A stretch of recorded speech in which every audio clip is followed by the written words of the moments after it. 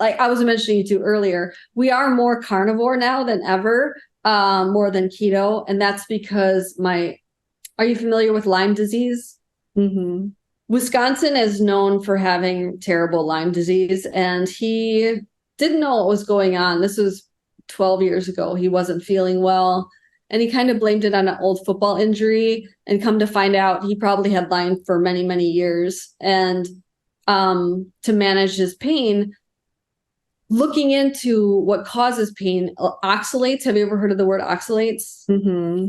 Oxalates are in plants, and looking more and more and more into these plant molecules and these anti-nutrients, like when he started eliminating them completely, he started feeling so much better, and he could function and move and not be bedridden anymore just by like cabbage, like little things that you wouldn't think are bad for you. But yeah, they do have a lot of oxalates, and oxalates, they bind to different things like calcium, and they will build up in areas like the kidneys or different things. And they're like little crystals. Kiwi fruit has a lot of oxalates, cabbage, things like that. But that's why we lean more towards carnivore, because we found out a lot of the so-called health foods like kale or blueberries and all these things, like, no, the true foods that are superfoods are meat and organ meat.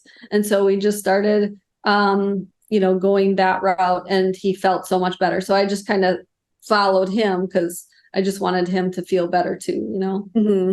Well, there's a lot of controversy of, the carnivore diet and how long you should be on it. And there's no question it can be highly beneficial for a lot of people, but how long should you continue that? Is that going to be a lifetime choice, or could that be a temporary solution to help your body heal? I think that the people that are afraid of it aren't really understanding the nutrients are. Like if you put a diet in front of somebody and said, okay, there's the same amount of calories, this one has twice as many nutrients as this one, everybody's going to pick this one, right?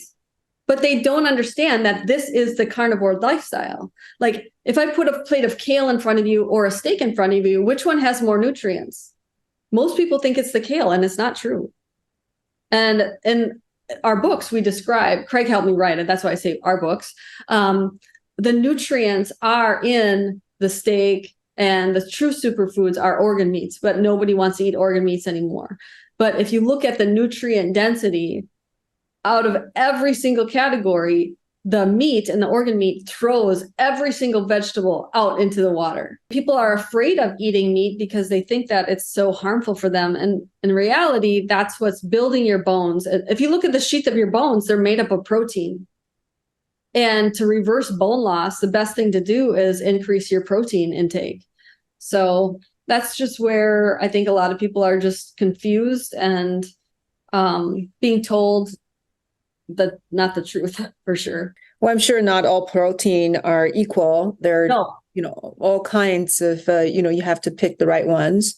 absolutely. Like if you're using like a pea protein versus like a beef protein powder, if it says 20 grams of protein per scoop, the pea protein, you're going to only net about 10 grams because they all have different rates of absorption, and they all have different bioavailability. And bioavailability is how you're going to actually absorb the protein. With a pea protein, it's about half. Mm-hmm. So instead of 20 grams, you really get about 10. But with a beef protein, you're going to get all 20. Same with like bioavailability, for an example, like oysters. A lot of people know that oysters are packed with zinc. However, if you have the oysters with one corn tortilla, you get 0 zinc. Mm. If you have them with black beans, you get about 30% of the zinc. So that's the bioavailability of what pairing foods can happen too. Yeah, that's fascinating. I'm sure that's a whole other level of complexity that's going to be a little hard to navigate as a person trying to eat out in the world. How long have you been